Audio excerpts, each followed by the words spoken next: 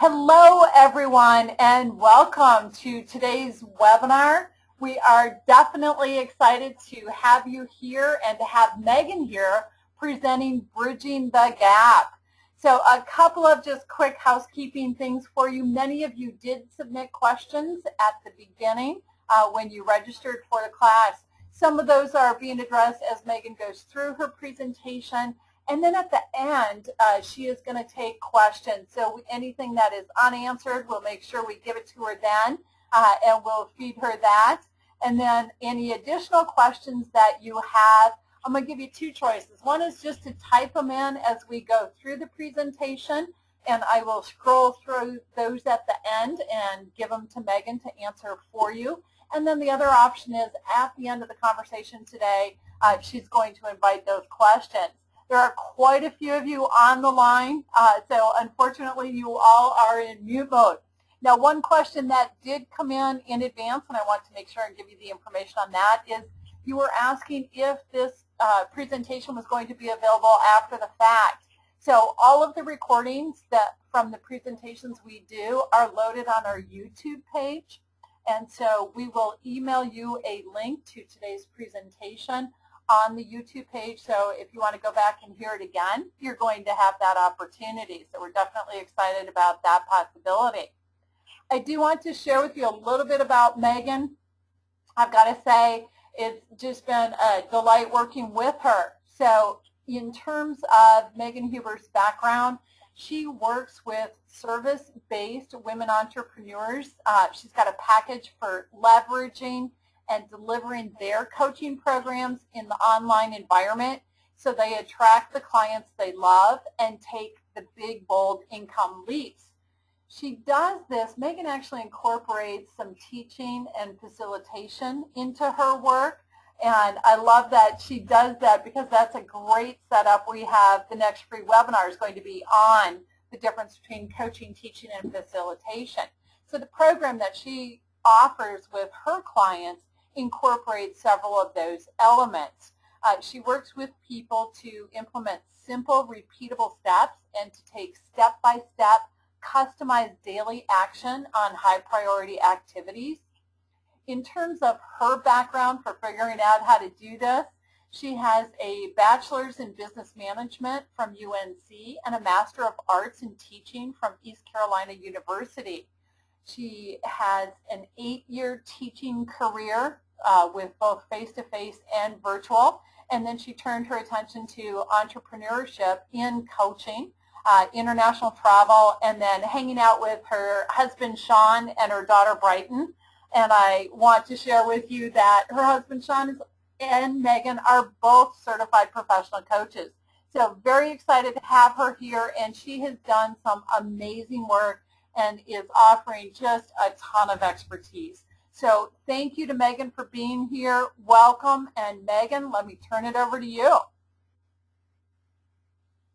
Well, thank you so much, Kathy, for that introduction. I am praying that I successfully transitioned our screens over here. Thank you for inviting me to be with your community, to have the opportunity to share parts of my story and my expertise and share with them about my journey, because it has been a really exciting journey once I decided to become a coach. And I'm going to share a lot about my story. You will hear bits and pieces of that. This is really kind of a very full circle moment for me, because I did go through Kathy's program back in 2011 at the encouragement of my husband, Sean, who had, I think, already gone through the program once, maybe twice at that time, had done some coaching with Kathy. And I was at a point in my life where he didn't know what to do next. So he told me that I needed to go work on my personal development, and he thought coaching and Kathy's program was a great way to do that. So, and I'll share more about that story as we get into today's talk. So this is an honor for me to not only be here as Kathy's guest, because she was my teacher when I got my coaching certification, but it's also an honor. It's an honor to be in front of you. I also feel like this is a privilege for me, because those of you on this call right now have taken an hour or even more out of your busy day to work on your own personal and professional development. I know some of you are probably already coaching, you're owning a business. Some of you may have full-time jobs and you're thinking about transitioning. Some of you may have just started your business. Maybe you've had a business for a long time and you're looking for that kickstart. But your time is very valuable to me. It's very important, so we want to ensure that you get really high-quality content today. So if you're not going to get a bunch of fluff, I will tell a lot of stories because that's just kind of my style, but I am here to teach you some really valuable content that I feel like you can take today and go implement it today and start getting results in whatever area of your business or your life that you need to get those results. And like Kathy said, we're going to open the floor up for questions at the end. So if you think of a question throughout the call, if something I say triggers a question in you, go ahead and just jot that down so you can remember it, and then I am happy to field questions at the end. It's one of my most favorite things to do because it allows me to connect with you on an even deeper level. All righty, so let me advance my slides here. Cool, here we go. So I know we have a vast array of people on the call, and if you're on this call, you either have a coaching business or you are interested in one, which is awesome because that's exactly who this is for. Like Kathy said, I primarily work with service-based women entrepreneurs, and my focus really is on the woman entrepreneur who is growing a coaching business. That's really where my heart and soul is. Since I got my coaching certification, I just really have this desire to really nurture coaches because my background, like Kathy said, is in teaching. I was a high school business education teacher, and there's multiple reasons why I no longer teach in public education. One of those is because I have a 3.5-year-old, and when I had her, I stopped teaching. But here's my perspective on the coach. To me, the coach is like the 21st century educator because I've experienced a lot of coaching myself. So I have my own coaches. I have had multiple coaches. I have been a part of other coaches' programs and purchased products.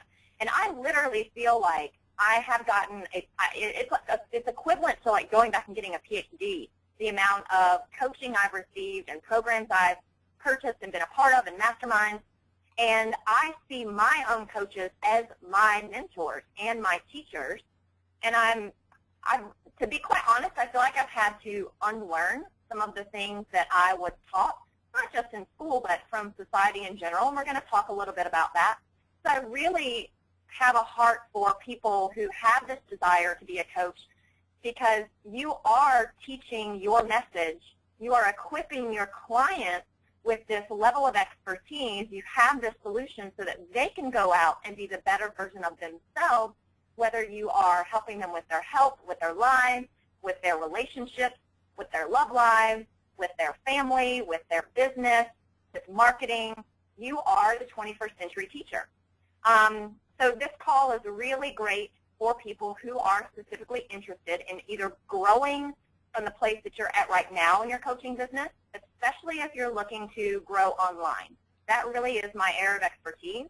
I have background in teaching students in the virtual environment, creating curriculum in the virtual environment when I was a teacher for the state of North Carolina, and I love technology, and I love that technology allows us to reach people on a national and global level, just like I'm reaching you right now. Without the power of this technology and our ability to use it and speak through it, we wouldn't be connected right now. So technology is just a powerful tool, and the coaching industry is really, really booming right now. This is a really great time for you to be growing a business in this industry, especially online with the way technology is going. This is also for people who really want to grow their business, and you are very interested in this online space, and how do I find my clients online, and how do I leverage the technology space, and what are all of the structures and the parts and the pieces that I've got to have in place so that I start attracting the clients that I really desire working with, who are going to bring in the level of cash flow that I desire in my life right now.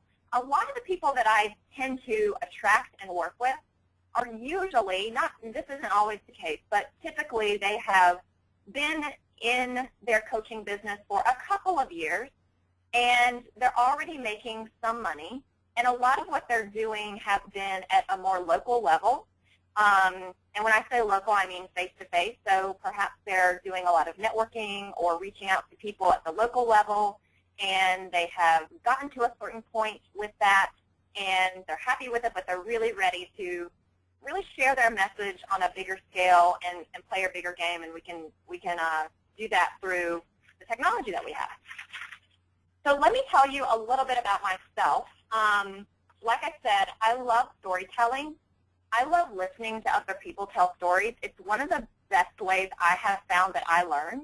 I really like hearing other experts' examples and hearing their stories, because what I believe is that if you see something in someone else through their story, that exists inside of you. And I really, really enjoy working hard and smart in my business so that I can inspire other people. Because if you see something in me today that you aspire to be or have or become in your own life, it already exists inside of you. And many times I think that on a human level, we really connect with each other's stories. And you're going to find that I am a very honest and transparent storyteller, so I will not sugarcoat my story. It is not all roses and ponies. I definitely had quite a season of struggle and really learning this business and really learning about myself. You know, you've probably heard this before, but there are people out there who have coaching businesses who are incredibly successful at this point in their careers, and they'll say, start a business, especially a coaching business, and it's like the best personal development program you could ever take in your life, starting a business. So I'm going to share with you some personal stories about how I was able to bridge the gap, because I did not start with anybody in my community. I didn't start with anyone on my list. I didn't start with a bunch of money in the bank. I didn't start with a whole lot of experience. In fact, I really had no experience when I started my coaching business. And it's only been a little over 2 years, and it literally feels like it was light years ago. So I will jump into a little bit of that. You can see a couple of pictures of me here. Family, the things that are, you see a lot of the things that are really important to me. And these are things that are also really important to the people that I work with. You see my husband Sean on the right, my daughter Brighton. That was taken, I believe, last year in August. So she's 3.5 now. And just such a gift to be able to work from home and know that my family is very close by and I can leave whenever I need to leave and do things with them. Travel is something that's really important to us. The third picture from the right, that's me in Paris, I believe, in August. So travel is super important, and we love food. That's why I put a picture of food there. I think that's in Paris, too. That is risotto in Paris. Amazing. Food is really important to us. We really love trying out new restaurants, which is why we love to travel. And I just really love doing fun things. You can see a picture of me on the left at a painting class. So the reason I showed some of these pictures is just so you get a glimpse into the things that really light me up, that I really desire having in my life. And the other reason I show this is because I didn't have this in my life.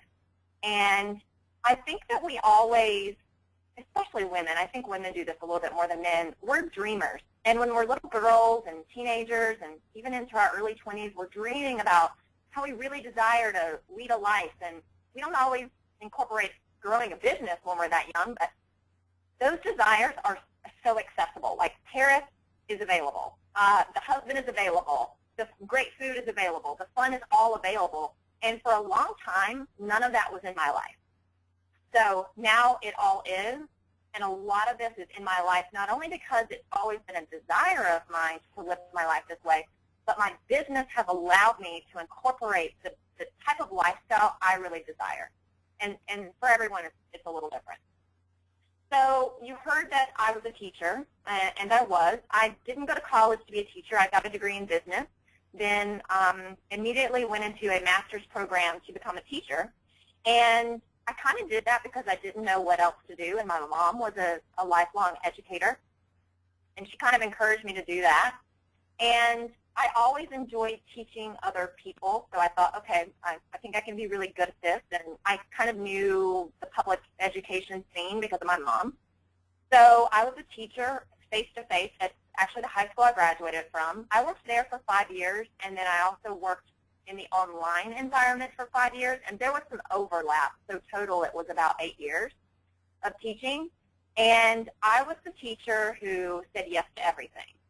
So everyone always asked me to lead this, lead that, be in this committee, coach this sport, be in charge of this student organization, and I would say yes to everything.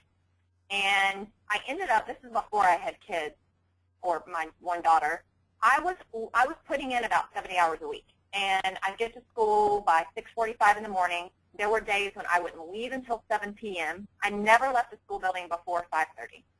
So I would stay really late. I was coaching things. I was an athletic trainer. I was literally in charge of 3 student organizations. I was on committees, and I was in charge of this really big county-wide project. And most of you probably know what a teacher's salary is like, and I'm in North Carolina, so it's pretty low. And I was bringing home $2,000 a month in my paycheck, working about 70 hours a week as a teacher. I love teaching. I love it, love it, love it. That's why I have incorporated this teaching element into my coaching business, because that's what really lights me up, that's what drives me, and that's what I really enjoy doing. And that's something that you can also start thinking about for your own coaching business. I realized when I was just coaching people one-on-one for like 6 months at a time that there was something missing for me, and it was this teaching component and this training component that really lit me up, that I really enjoyed. And I have now, it has taken me about 2 years to really realize that I can do that in my coaching business, and so that's what I'm doing. So it's awesome that I had that background as a teacher and that education and that practice, because I can now incorporate it into my coaching business. So I had a daughter with my husband 3.5 years ago. I immediately quit my job to become a stay-at-home mom, which is not something I ever really thought about or desired to do. And to be quite frank, I did not enjoy it. And I certainly went through a time of, oh my gosh, I have degrees, I have multiple degrees, I'm a smart woman. I love connecting with people, I love creating, I love being innovative, I love creating change, and I am literally sitting in my house feeding a baby around the clock, and I really didn't desire to go out and hang out with other moms that have babies. And it really kind of, I mean, for lack of a better way of saying it, I was probably in a depression state for quite a while. Obviously, I quit my job, so I quit both jobs. I was doing a little bit of online teaching when I became a stay-at-home mom, but imagine the financial strain. So all of that income was gone, even though it was only $2,000 a month, that was gone. I was not teaching as much online, so that was gone. We were already a little bit in debt. This just like set us completely in debt. When I first decided that I wanted to start a coaching business, I had previously done a little bit with network marketing when I became a stay-at-home mom, so I was like, I've got to do something. I've got to learn. I've got to use my brain. Like, I have to do something. And that was kind of already in place for us, so I dabbled in that just a little bit.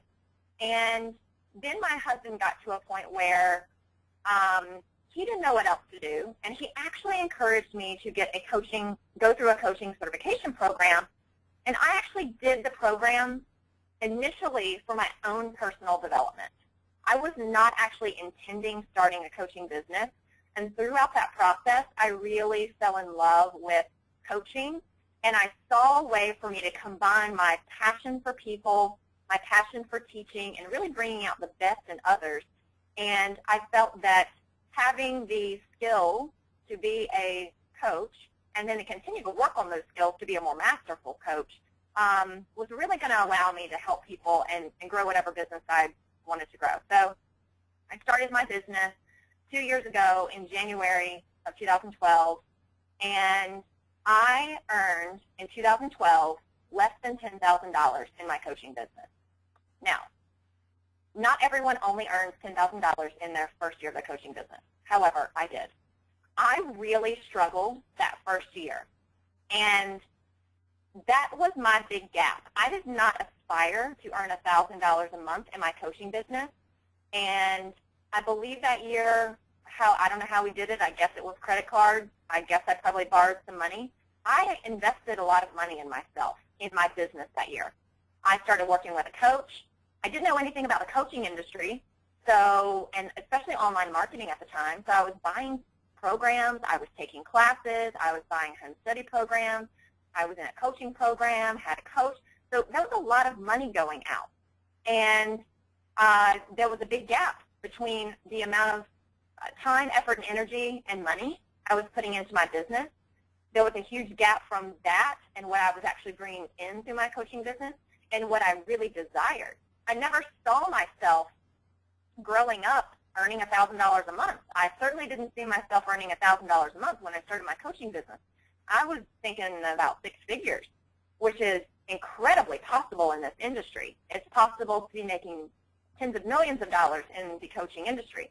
And I really aspired to be making a multiple 6-figure income, and I thought that was something that I could get really, really close to in that first year. Not get there, at least get really close to it.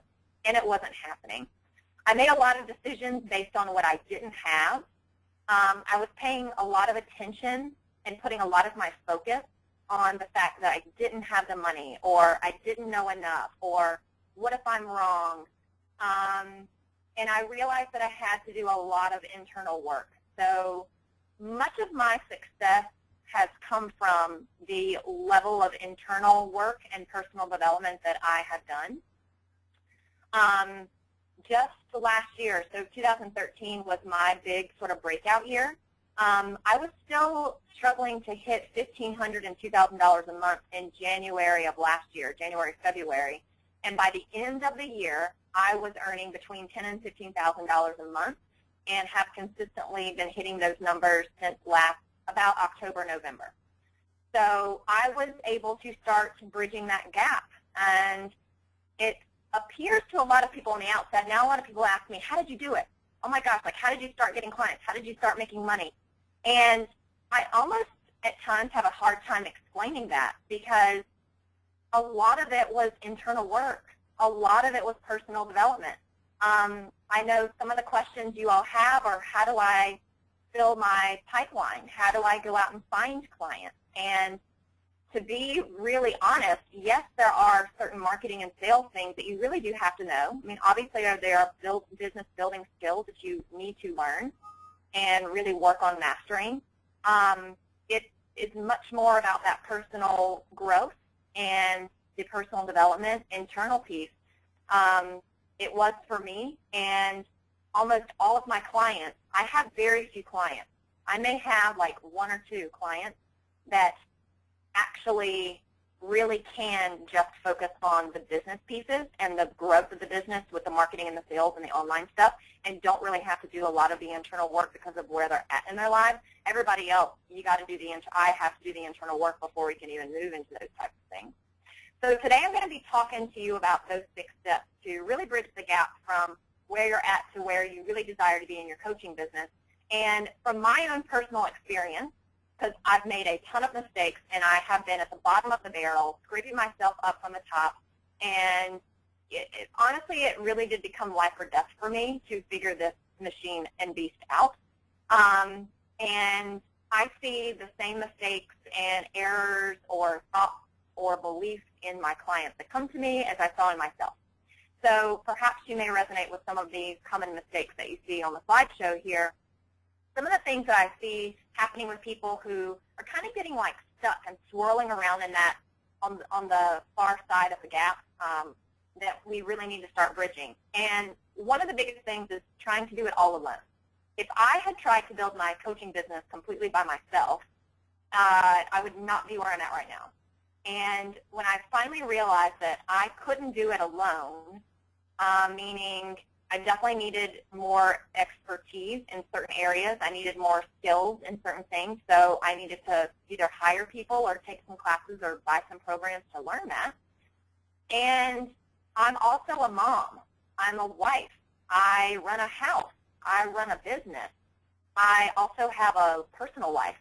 And I can't be all things to all of those people. I can't be the housekeeper and the cook and the accountant and the lawyer and the coach and the graphic designer and you can't do all of that on your own. So I've really had to learn to delegate within my business and start building a team so that I can do more of the things that are in my zone of genius. Another thing we're going to talk about today is little to no self-care. I'm the queen of that, and that's an area that has been a big challenge for me that I've really had to work on. We'll talk more about that. Another mistake is believing that all the answers are outside of us. So believing that you got to go seek out the answers from somewhere other than yourself. One of the beautiful things that we learn about being coaches is we possess all of the answers. So all the answers are inside of us. And you see that with your clients. You know your clients have the answer. And as the coach, it's your job to be asking the questions to get the client to reveal those answers and figure out, they're all covered up by lots of layers of gunk and everything. So, however, even the coach still many times looks for the answers outside of themselves. The answers are all within. Another mistake is making decisions based on your current circumstances. When we do that, we actually stall ourselves from moving forward. Another one is working way too much in your business and not on your business. So an example of that would be right now, you're working on your business. Planning is working on your business. Coming up with marketing strategy, working with your coach. That's all you working on your business. Many times people are working too much in their businesses, and the most successful people on the planet actually spend a higher percentage of their time working on rather than in their business. That's where the delegation piece comes into play. The other thing that I really struggled with the first year of my business, and I see it a lot in coaches right now, the coaching industry has become so popular, and it's really hot in the online scene right now. And a lot of people are throwing up websites, and they're throwing out content. Whether they have, we all can use our own judgment here. Not everybody has the same level of skill. There are a lot of people making a lot of money out there who are not as skilled as probably some of you on this phone call right now. And the problem that I really got into, I was trying to learn so much about the industry and building the business that I was paying really close attention to what other coaches were doing. I was on like 200 people's list.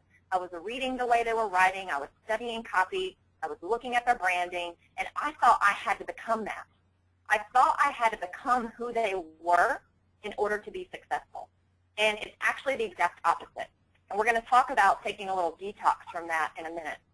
The other mistake is no pipeline. Some of you may have experienced where you have big spikes in your income.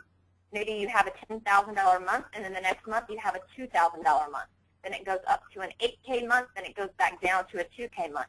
And that's just no pipeline in the business. Trying to be everything to everyone, ideal client is so key. We'll talk a little bit about that. Obviously not having the marketing structures and a business model that you really don't enjoy. And I see that a lot too, and I did that myself. So what are the 6 steps to really bridging the gap here? I'm going to go through each one of these individually, so let's go ahead and move on to the first one, which is mindset shift and self-care. I put the 2 of these together. I had them separately and then decided I wanted to throw in another step. So these really go hand in hand. And again, everything I teach you is something that I experienced in my own life, in my own business. Plus, I have done a lot of work with my own coaches and mentors and my own personal and professional development through lots of different avenues and the work I've done with my clients. So I didn't just go study this stuff and then come to teach you. I've actually experienced all of this at a really deep level and have had to learn how to bridge my own gaps. So a lot of what you hear comes from my own experience. So fear and doubt. A lot of people in general, no matter what the decision is, if you pay really close attention and you're really present with yourself and you start becoming more aware of how you're making decisions, many times they are coming from a place of fear and doubt. Fear of not being good enough, or fear of not knowing enough, fear that you're not going to be able to make the kind of money that you desire to make, fear that people are not going to like you when you go to that and do that speaking engagement, fear that when you have a discovery session, the person on the other end of the line is not going to have enough money to afford it, fear that the stuff you put out there is not going to be good enough, or you're not going to be able to attract the clients that you want, or doubt that this isn't for you, or you can't do this, or a 6-figure coaching business isn't for you. When we make a lot of our decisions from a place of fear and doubt, it becomes very paralyzing. And it certainly did for me. My big fear has always been, and I didn't realize this until I did the internal work once I started my coaching business, believe it or not, my big fear was always fear of being wrong. And I'll show you the trail of that, because some of you on this call have the same fear, and perhaps you don't realize what it is. My fear of being wrong was, okay, so if I'm wrong, that would result in me getting in trouble. So I have this fear of getting in trouble, and not as seriously as I used to. I've worked on it so much. So the fear of being wrong, which would lead me to, oh my gosh, if I'm wrong, I'm going to get in trouble. Well, what happens when you get in trouble? And this, again, all stems back to childhood. Well, if I get in trouble, then I'm going to get yelled at. So there's this fear of being wrong, fear of getting in trouble, and then fear of being yelled at. And then ultimately what that means is that it's a fear of rejection. So just imagine, I feel like a 10-year-old when I get into that space. So when I was getting into that space, it brought me back to feeling like I was 10. So imagine you're an entrepreneur, you are running a coaching business, and you are creating content for coaching programs, or you're getting ready to do a discovery session, you're getting ready to have a call with a client, and you are coming from a place of, oh my gosh, I'm afraid I'm going to be wrong. What if I'm wrong? What if what I tell them or what I ask them is the wrong thing and it doesn't work? And then you fear that you're going to get in trouble, the client might yell at you, or someone else might yell at you, and ultimately the fear is I'm afraid of my clients rejecting me. And how I actually saw it showing up in my business was I started telling, and again, I've grown from this, I started telling them what to do, because I felt like, well, as long as I tell them, then I am right and I won't be wrong. And what I was making myself do, I was making myself think that I had to have all the answers for them. And I didn't want them to get mad at me and then reject me and then like go to somebody else. And all of that stemmed from what I saw and what was modeled for me as a child. So you can imagine if we're making, and this is just one example, there's lots of fears. Mine just happened to be fear of being wrong. Whatever your fear is, you can see that if you're making decisions from that place in your business, it's not going to work the way that you want it to work. So we really have to come from this place of love and confidence. This is what's actually going to bridge the gap. When you notice yourself, the first step is you've got to be self-aware that this is actually happening. The second thing, for at least for me, I've been reading books on the topics, and I'm going to give you 2 book examples that you can go pick up and read. You've got to be self-aware so that you can course correct. And you've got to come from a place of love and confidence. So I started coming from a place of, I am here to be of service to my clients. My clients have a problem, they have an issue, and I know they know the answer. It's somewhere, it might be really hidden, and it's my job to really serve them at the highest level so that I can guide them and help them and coach them through into becoming the better version of themselves, no matter what area I'm coaching them in. And when I started coming from that place of service to my clients in coaching sessions, I was standing in my power in the coaching sessions. My clients were getting more results. I started attracting higher level clients. And the other thing I started noticing about myself and my business, and again, I see this in my clients too, when you come from a place of love and confidence, this energy shows up in your marketing.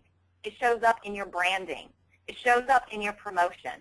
So if you're making posts on any social media platform, if you're sending out a weekly e-zine or newsletter, if you're sending emails out, when you're creating programs, and the languaging around that, when you come from a place of love and confidence, you are so on point and on target and energetically attracting the clients that you've been designed to work with. A lot of success and a lot of my success, a lot of the success my clients have reached, it's all between our temples. So it really boils down to the words we're saying, the thoughts we're thinking, and the feelings that we're feeling. And many times the things that we are most afraid of, it's not so much the thoughts that we're having, or it's not so much like the action that we're seeing, it's the thought and the feeling that we have about it. That's what we're like swirling around on. 2 books. I want to give you 2 book resources. The first one is The Drama of the Gifted Child, and I don't have the author's names in front of me, so forgive me, but write down The Drama of the Gifted Child. It's a really great personal development book to be reading if you're a coach or thinking about it, and Codependent No More. The example I gave you about me feeling like I was wrong and I was afraid people were going to reject me, that is a form of codependency, and I didn't realize that until I allowed myself to be self-aware about that's what was really going on. And there's a book called Codependent No More, which is a really great book for that. And another reason why mindset is so important, I follow Brian Tracy. Many of you probably follow him. I've read a lot of his books and looked at a lot of his stuff. I'm on his list. He was one of the first guys in the industry that I actually paid attention to a few years ago.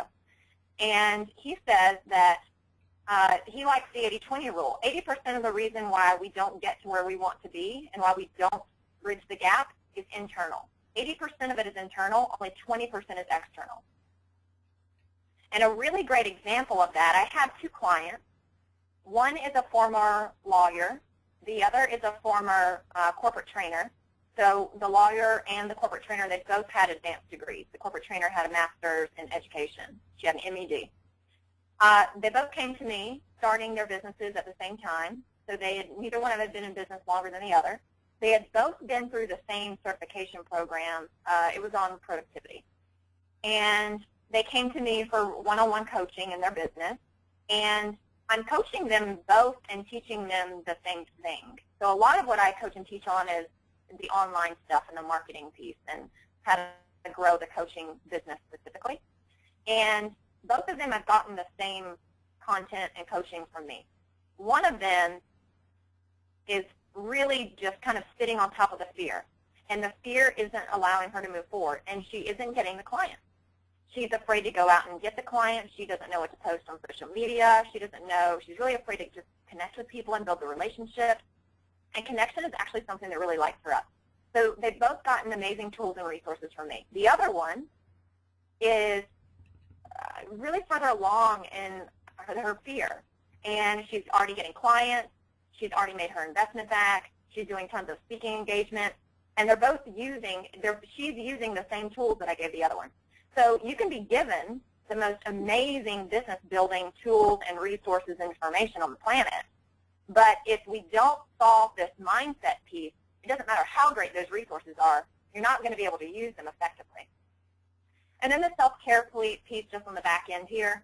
I know for me, this has been something that I've always had a challenge with most of my life because I like to work. And I was also taught growing up that the harder you work and the longer you work, the more money you're going to make, the more results you're going to get, the more accomplishments you're going to have, you're going to achieve more. So my mind for 31 years has thought that's what I have to do. And because of that mentality, I will, in the past, would skip eating meals. I just like work straight through, not drink enough water, not really take care of myself. I not move my body enough. And it's really important to really nourish your body. Get some movement in at the beginning of the day. Make sure you're drinking lots of water throughout the day. Eat really healthy meals throughout the day. This is going to not only serve you as the coach, but it's going to allow you to show up at a higher level for your clients. And your clients want the best version of you they can get. If you have a client session at 3 o'clock and it's proven that we get really, really tired between the hours of 3 and 5, if you have a client at 3 and you had skipped lunch, hadn't had any water that day, maybe you didn't get enough sleep the night before and you hadn't worked out in a week, and you hadn't done anything fun in a month, is that client going to get the best version of you at 3 o'clock today? Probably not. So when we're taking care of ourselves, we've got to take care of ourselves first before we can take care of our clients. It's just like if you fly a lot. Who do the flight attendants tell you to put the oxygen mask on first when they come down from the ceiling? You. Not the person next to you, not your child, you. So you've got to take care of yourself first. Step number 2 to bridging the gap. This was a big one for me. I had never heard the term wealth consciousness until, honestly, about a year ago. Now, intellectually, I knew what the word wealth meant, and I knew what the word consciousness meant. I had never heard this term, wealth consciousness. I also didn't know that I didn't have a wealth consciousness. I actually had I wouldn't say a poverty consciousness. We'll go with a lack. I had a lack consciousness, and you can see the word lack on the left. And I'll tell you what I mean by that. So a lack consciousness, if you're coming from a place of lack when in regard to money and wealth and abundance, you might be thinking or saying things to yourself or making decisions based on this. And again, these are all things that kind of went through my head before I figured this piece out. If you believe money is scarce or limited, that's a lack of wealth consciousness. If you believe that you should only get what you need and you can't have what you want, that's a lack of wealth consciousness. You have to work really, really, really hard, long hours to make any kind of money. And I don't know how old everyone is or young everyone is on the call. I'm 31. My parents are in their mid-60s. And I watched them work really, really, really, really long, hard hours in their jobs. And that's what they thought they had to do to make a lot of money or make more money or take care of the family. And that's what we were taught. And I was also taught you should only buy what you need, not what you want. So I've had to do a lot of work there. Another one is only rich people have access to money. Save your money. Don't spend your money. Only shop for what's on sale and bargains. Don't buy anything full price. Money doesn't grow on trees. And I don't know, I've met maybe one or two clients who believed the opposite of this when they came to me. If you have ever had a discovery session with another coach or someone that you were going to work with, and the reason you said you couldn't work with them is because you didn't have the money, and you're allowing money to guide how you're making your decisions to become the better version of yourself, that is a sign that there is some wealth consciousness. There's some wealth consciousness pieces that really need to be worked on there. So here's, again, 2 book resources. Can you tell I read a lot? Books have literally been like me going back to college. I read a lot of books. They're my best friends. 2 book resources. Think and Grow Rich is a great book resource for wealth consciousness. Think and Grow Rich by Napoleon Hill, and The Science of Getting Rich by Wallace D. Waddell. The Science of Getting Rich and Think and Grow Rich. Now, before I read these 2 books, I was completely 100% unaware of anything that I read in the book. And the way that I was, my beliefs about money, my thoughts about money, my values around money were not that of someone who could create a successful business. So they were not, I did not have an entrepreneurial level of wealth consciousness. I had a very like working class, worker bee, employee kind of mindset about money. And there's a big difference in money mindset between those 2 groups of people. And it can be totally, like you can totally unlearn the old beliefs and create your own new beliefs. One of the things that's really helped me with my clients in terms of wealth consciousness. So many of you have discovery sessions or strategy sessions with potential clients. And by far, the #1 reason why people say no to us is they can't afford it or they don't have the money. If you're coming from a place of your own lack of wealth consciousness, it becomes difficult to have the conversation with the person to help them get through that excuse or through that reason. And I have had to learn how to coach people through that in a discovery session. Now, before I even knew what wealth consciousness was, I didn't even know I could have that kind of conversation. I didn't know how to have it. So when you work on your own level of wealth consciousness, it will actually increase your sales, because then you understand where this person is really coming from, and they're coming from a place of fear, and that's a place we can really support our clients on when making a decision to work with us. Now, if you really can't serve them or they really don't need to be working with you, then clearly we need to send them somewhere else. Another tip here, for another step here for bridging the gap, is have a really good success foundation in the beginning. Now, believe it or not, I see a number of coaches who have been in business for years who don't have some of these pieces in place. So some of the most important things, like the groundwork, and this is basic, make sure you have a lawyer, especially when it's time for you to make contracts. If you're doing like really high-end programs, you're going to want to have a lawyer in place for that, or if you are creating a lot of content, you may need to have a lawyer for intellectual property once you get to a certain level, but go ahead and have those pieces in place. And it's so important to have an accountant. Make sure you have those two relationships in place. Hiring a virtual assistant. I think the first two best investments I ever made in my business was hiring a coach and hiring a virtual assistant and delegating items to that virtual assistant. Make sure you have a business bank account. These are all foundations for success.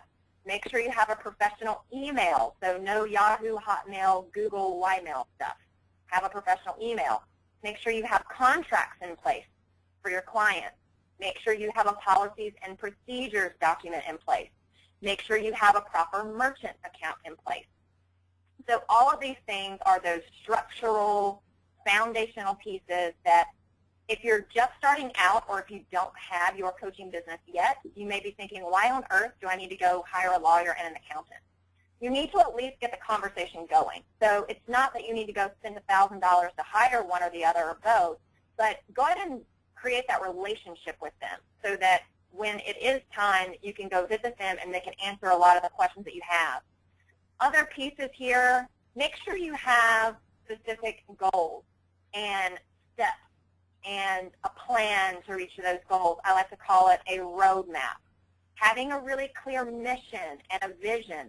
These are all those beginning pieces.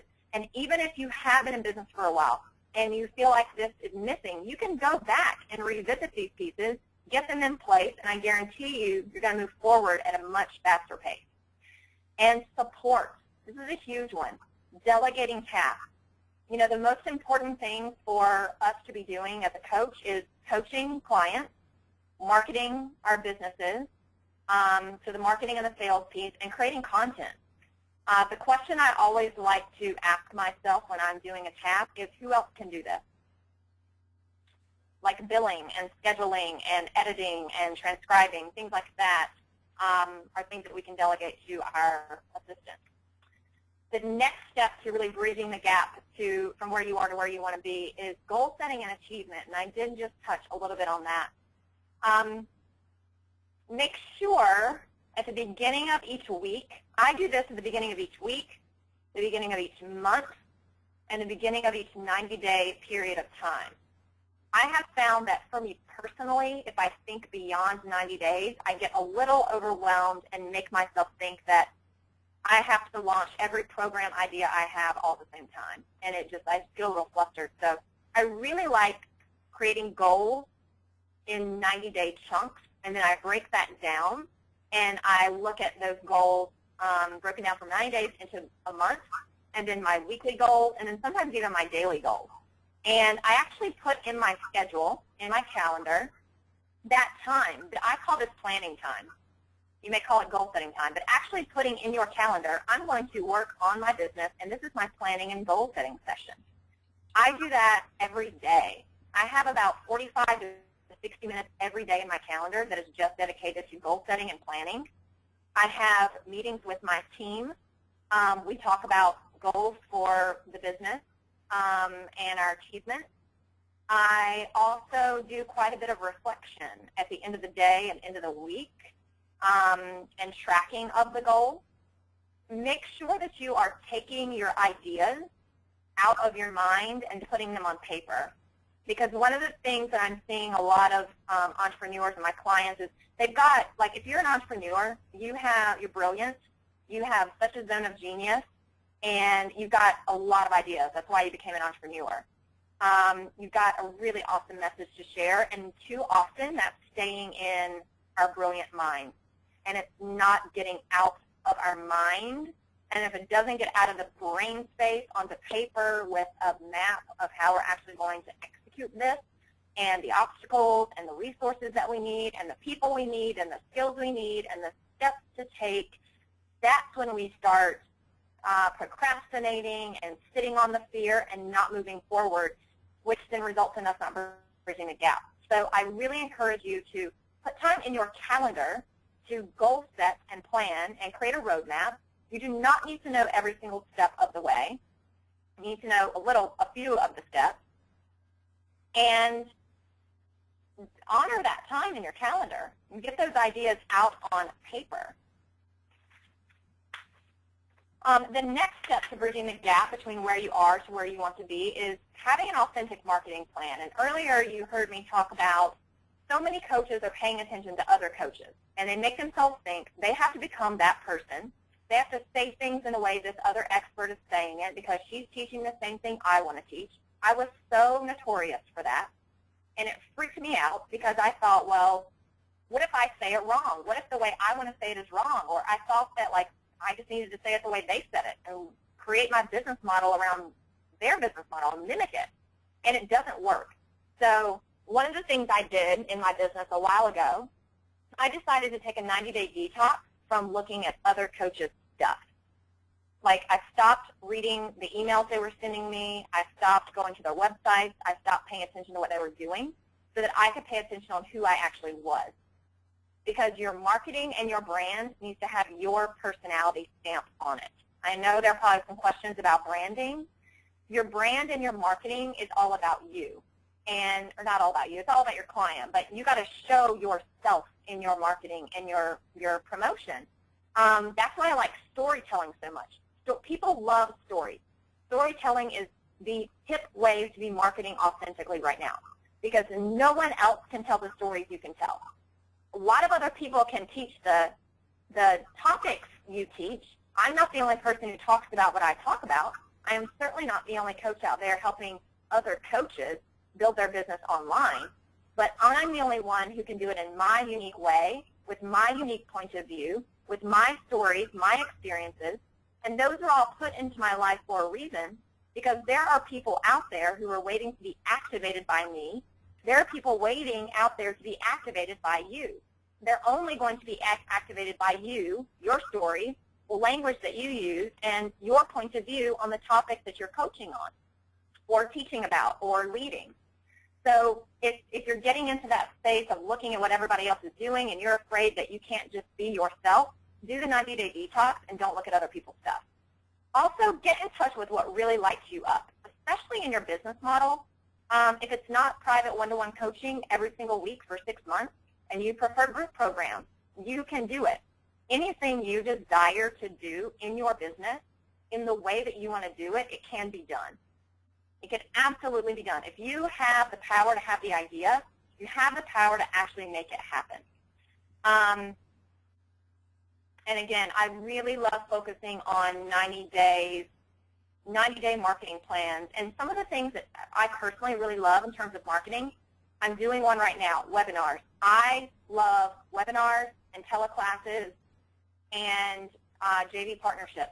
So getting other people to help me promote the free classes and webinars and then funneling people into entry-level programs. That has been my way. I've done it for 2 years, speaking face-to-face and webinars, teleclasses, and teleseminars and JV partnerships have always been a part of my marketing plan, and I always map that out ahead of time. And then last is your community. Many of you probably hear the word list, like list building, and I do use that word a little bit. I prefer to use the word community because your community is the connection. Those are the people, they're the people who have signed up to hear more about you and what you have to offer. So if someone has come to your opt-in page, or they have signed up for your newsletter, or they have registered for your teleclass or your webinar, they have a problem that they want to be solved. And something in you, whether it was your video or what you said or what they read in your marketing message or the benefits that your webinar are going to bring them, they think and assume and believe that whatever it is you offer is hopefully going to be a solution to this problem. So these people are seeking an answer. So anyone who jumps onto your list, we'll call it a list, they are now part of your community.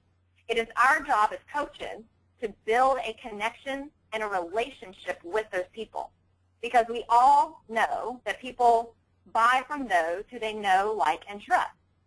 It's just like when you got married, if there are any married people on the call. Your husband or wife probably didn't ask you out on the date, but the first time that you ever saw them. They probably saw you, you probably got to know each other a little bit, then they asked you out on the date, then you dated for a while, then you started talking about what life would be like when you were together forever, then you started talking about what you'd name your kids, then they asked you to marry them once they were pretty certain you were going to say yes. You get engaged, you have the engagement, then you finally get married. It's the same thing with our clients. So we're here to serve them. We are here to provide them with a lot of really high-value content on an ongoing, consistent basis. And of course, if you are in business, you're in business to make money. So at some time, you've got to make offers. I really like this what's the ratio? Give, give, give, ask. So you give 75% of the time, you ask 25% of the time. So really get to know the people in your community. Really engage with them. A lot of people who come to me when they're first getting started in the online environment and building a list, they are terrified to send out a weekly newsletter. They just want to talk to their community once a month. Like, I'm just going to send out one newsletter a month, and because I don't want to bother the people on my list. I want them to, like, unsubscribe. So think of it this way. Again, this person has come to you because they're seeking a solution that they think you have. Why would we hide it from them and only speak to them once a month in a newsletter? I, every single week, always send out 2 emails a week to my list, my community, an e-zine and then another email. If I'm launching a program or I have something like really awesome I want them to sign up for, a free class, or if I've got a virtual series coming up, or if I'm filling private coaching spots, you know, I'm only doing that about once every 90 days. I have some sort of push in my business, something that I'm offering. And then I'm sending out emails almost every day. But I'm not sending out emails every day. It's only for a very short period of time. It's only for a couple of weeks. But if we aren't top of mind in front of the people on our list, and we know they're searching for the solution, they will say yes to someone else when they are ready. And a lot of the people on our list who aren't buying from us means that they're just not ready yet. Well, we want to be the ones providing them with that service when they are ready to say yes. So looking at those people like they are human beings and treating your list like they are your community and you are leading this community. They have this problem, they were looking for the solution, and you have the answer. So giving them those answers, and then of course, we are in business to make money too, so making offers when it's appropriate for you to make offers. So those are the big 6 steps. And what does all this mean? It's really just the tip of the iceberg, and I would really encourage you to continuous, like daily, continue to learn, continue to heal anything emotional or deeply embedded, buried in you that's causing you to not play the bigger game and throw your hat in the ring and really take a stand in your power. Healing it has been painful in my life to heal the codependency and the fear of being wrong and the money story. At the same time, it's been the most joyous experience of my life because it will completely bridge the gap and it will allow you to uncover what you know is the truth of who you are and what exists inside of you and what you are meant to do here while you're on earth and who you're really meant to serve. Continue to seek out support, continue to implement, and get into inspired action. Massive action is important when it's important, but also pay attention to the inspired action that you're getting into and implement daily. Daily shifts, you know, it's important to be shifting our mindset. We're always growing and always evolving, so continue to do that for yourself because it is not only for the betterment of you, but also the people that you are serving. And before we turn it over to Q&A, here's a little bit of information about me, and if you have any questions for me or are interested in anything I've got going on, there's my email and my website. My website is going to be under construction for quite some time, so if you look at it now, it doesn't really do a good job of reflecting what I'm doing, and that's going to be totally changed soon. There's my phone number. And because you all have taken this hour out of your day, I designed a free gift specifically for the people on this call today. I recently created a new, I call it list building sequence, but it really is geared towards the coach who wants to figure out how to create a community in the online.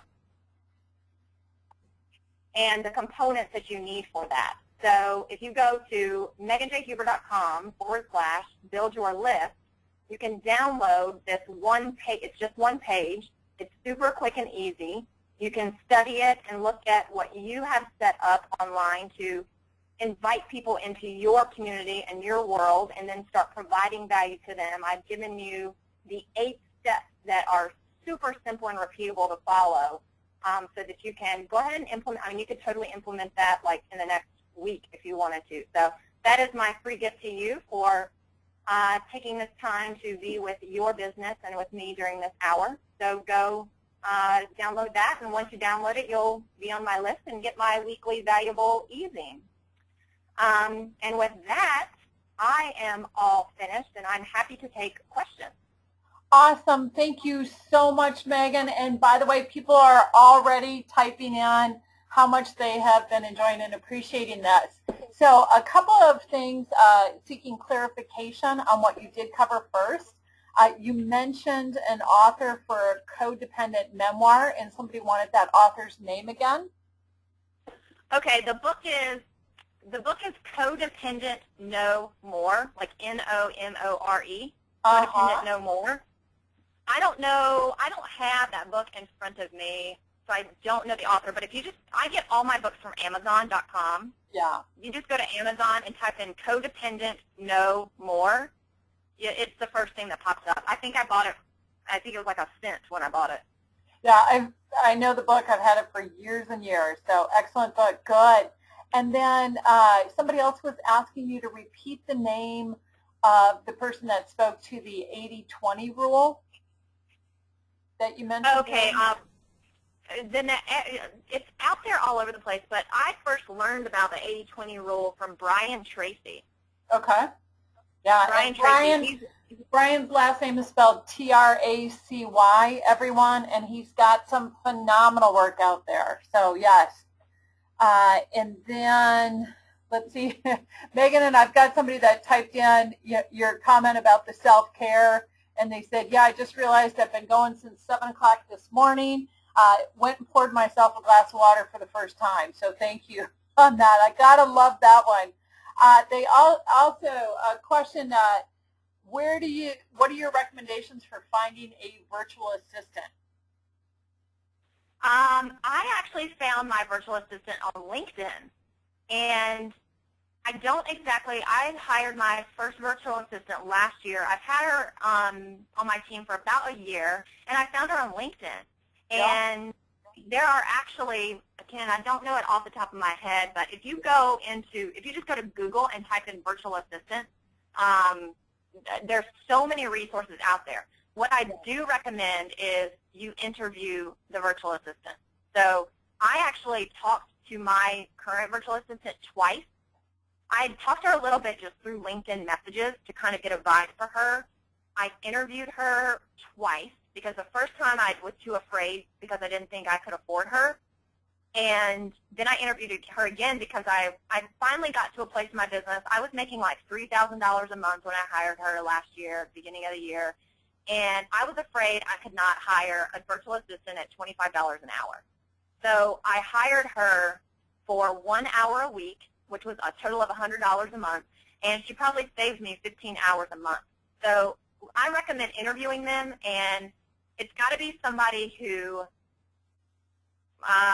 the best way for me to say it is somebody who's on brand with you and who really gets you, and somebody that you really trust. And when my virtual assistant said to me, Megan, you don't have to hire me for $20 a month, 20 hours a month and give me all this stuff to do because that's not where you're at. Why don't you just start giving me like one task, 1 hour a week, and we'll just go from there. And when she said that to me, I was like, this woman is trustworthy, and she's coming from a place of integrity, and that's who I want on my team. So interview them. Yeah, excellent.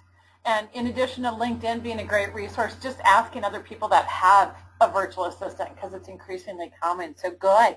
And then another question, Megan, you mentioned a JV partnership, and they wanted to make sure they heard that right. Mm-hmm. And do they want an explanation? I'm guessing, because what does JV stand for? Joint venture. There you go. I'm not going to get into a total explanation on this. There's two different ways you can joint venture partner with someone. The one that I use the most, so I've said this quite a bit in the webinar today, that you cannot build your business by yourself. When I do, and one of the ways that I really love attracting people and teaching people, like I love doing webinars and teleclasses and teaching. It's a great way for me to build my community, like give away a lot of free content in the hour. They're now in my community, and I can continue to give them content. And many times I will do a webinar or a teleclass, and then at the end of that, the whole reason I'm doing it, sometimes, not all the time, sometimes it's just like totally free and I'm not offering anything, but I'll always do one leading into like a 6-week virtual series.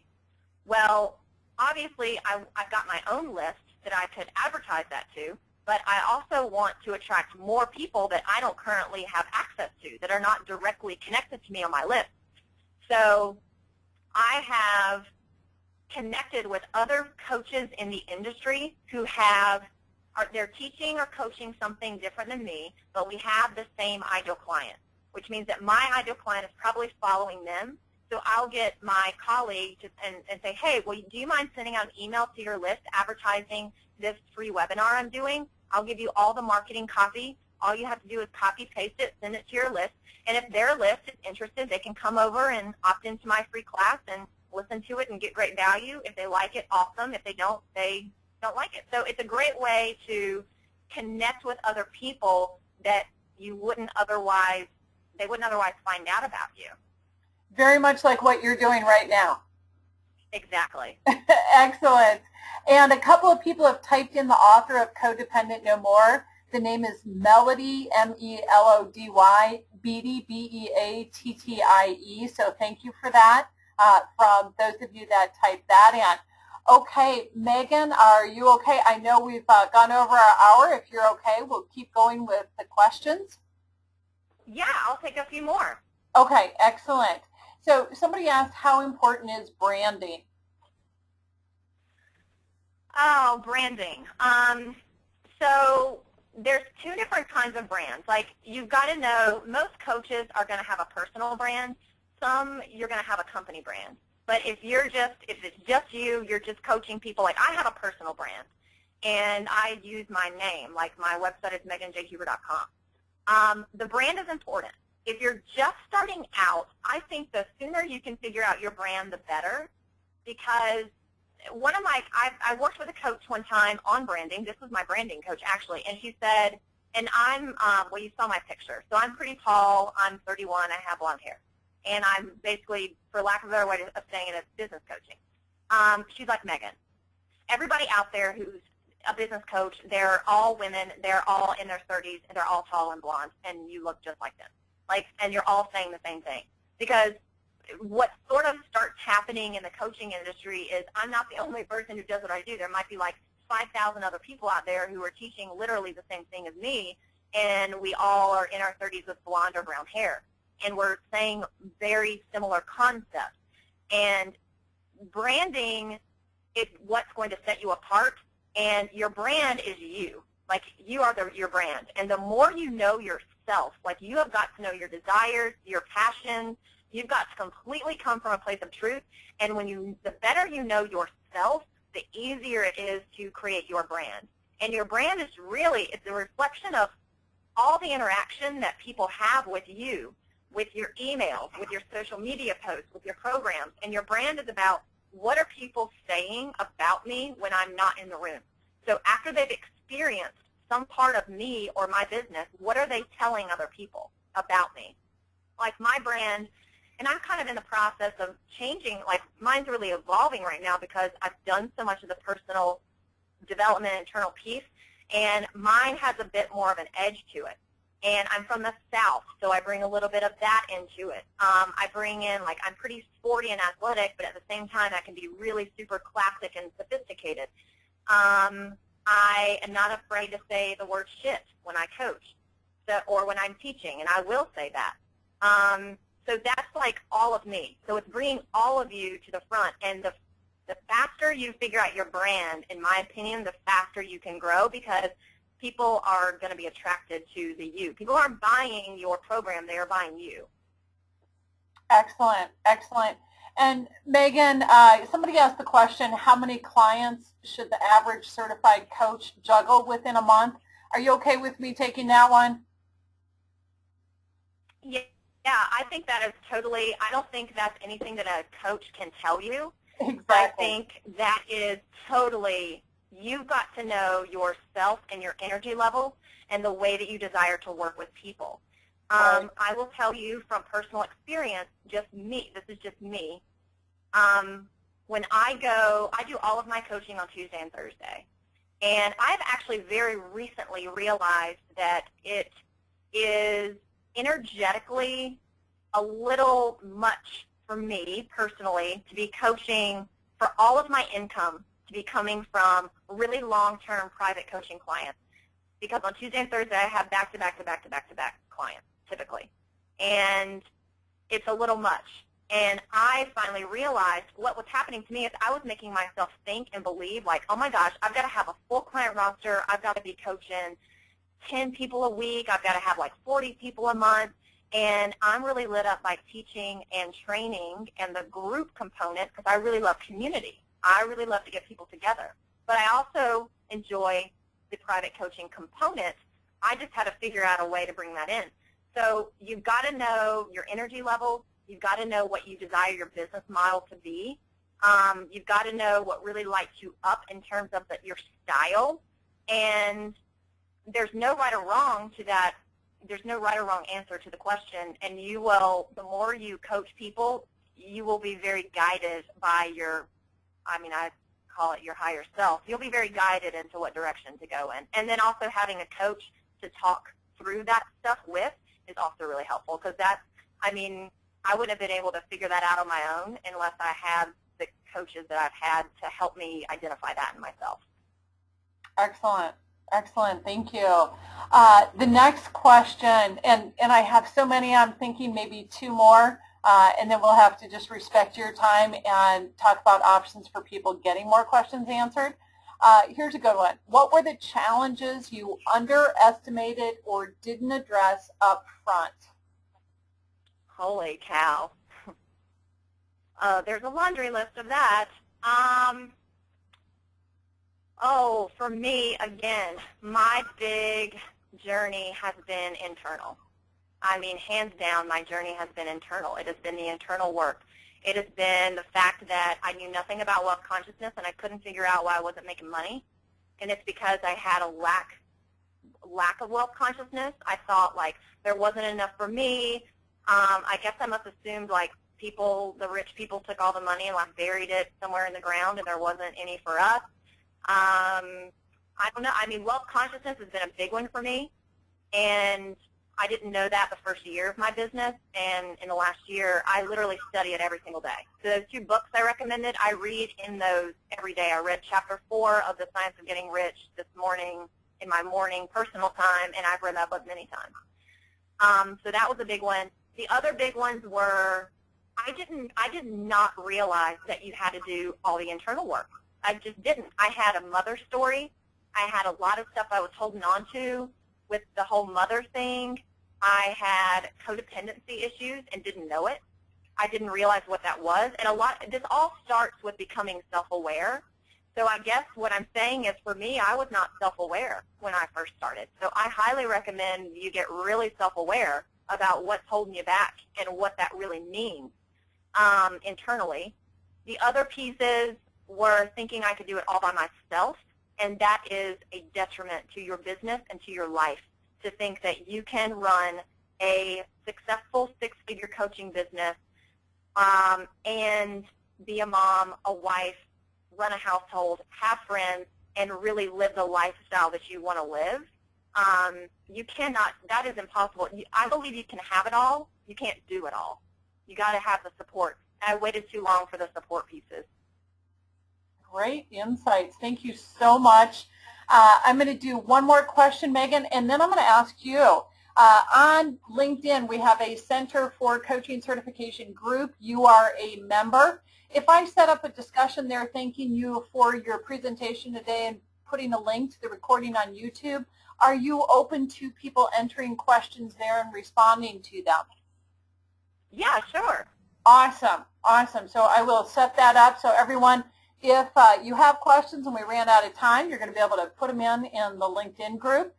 In the meantime, the last question I'll give you, I've got somebody who is working with young ladies who find themselves pregnant and are going to benefit from the life coach.